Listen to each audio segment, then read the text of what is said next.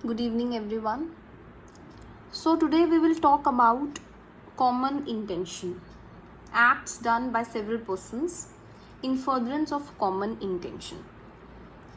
तो जैसे पता ही होगा आप लोगों को कि section 34 of Indian penal code use to talk about this section, this act done by several persons in furtherance of common intention. But in Bharatiya Nyaya Sanhita section 3 subsection 5 talks about same. तो section 3 हमारी बात करती है एक्चुअली जनरल एक्सप्लेनेशंस की, और इसी का जो सबसेक्शन 5 है वो बात करता है कॉमन इंटेंशन की. यानी कि अगर बहुत सारे लोग हैं जो किसी कॉमन इंटेंशन के तहत कुछ एक्ट कर रहे हैं, और एक्ट क्या है, क्रिमिनल है, तो वो सारे इस तरह से लाइबल होंगे जैसे कि उन्होंने वो अकेले किया. When a criminal act is done by several persons in furtherance of common intention of all, each of such person is liable for that act in the same manner as if it were done by him alone. अब बात ये है कि इस section में क्यों हम joint liability देते हैं. जॉइंट लाइबिलिटी क्यों देते हैं? क्योंकि the presence of accomplice makes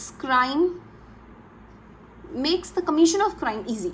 अगर आपके साथ कोई पार्टनर इन क्राइम होगा तो डेफिनेटली एक कोई भी क्रिमिनल एक्ट करना थोड़ा सा ईजी हो जाएगा. ठीक है.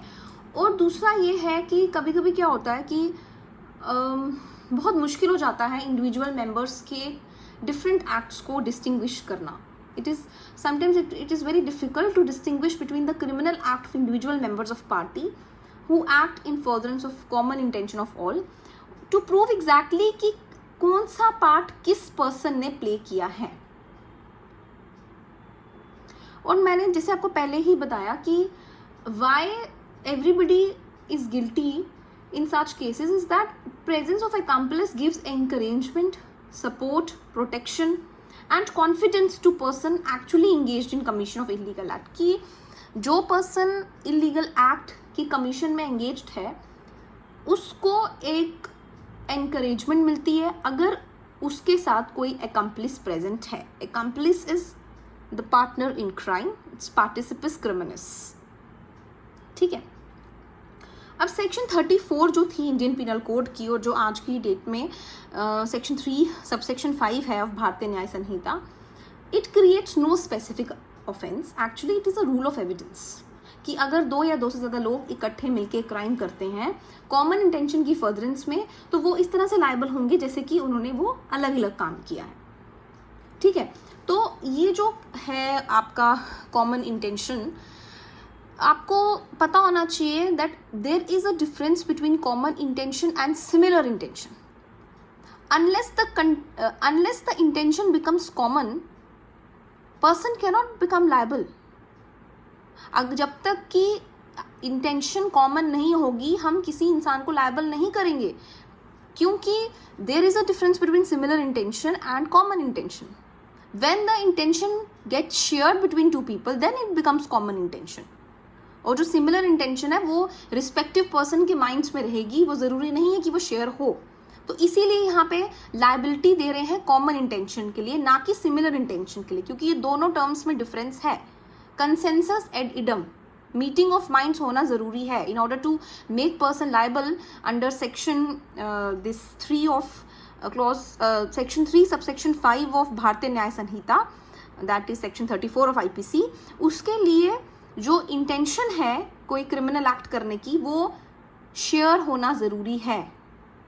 तो क्रिमिनल एक्ट जो है it must be done by several persons, there must be common intention and there must be participation of all in the commission of offence.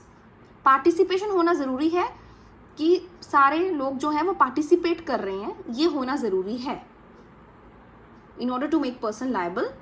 These are certain essential ingredients in order to make person liable.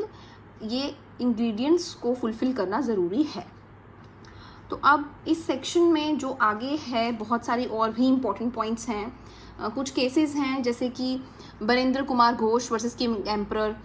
इसमें जैसे उन्होंने बताया कि those also serve who only stand and wait, कि आप नहीं बोल सकते हो कि हमने तो कुछ काम नहीं किया, हम तो सिर्फ गार्ड कर रहे थे, हमने कोई एक्टिवली कोई ओवर्ट एक्ट नहीं किया। ये बात जस्टिफाइड नहीं है।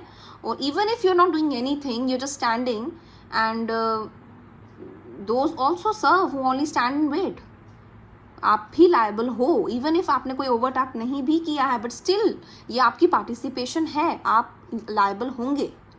वैसे ही एक और केस है महबूब शाह। ये सब केसेस जो हैं ये मैं नेक्स्ट वीडियो में डिस्कस करूँगी। Thank you.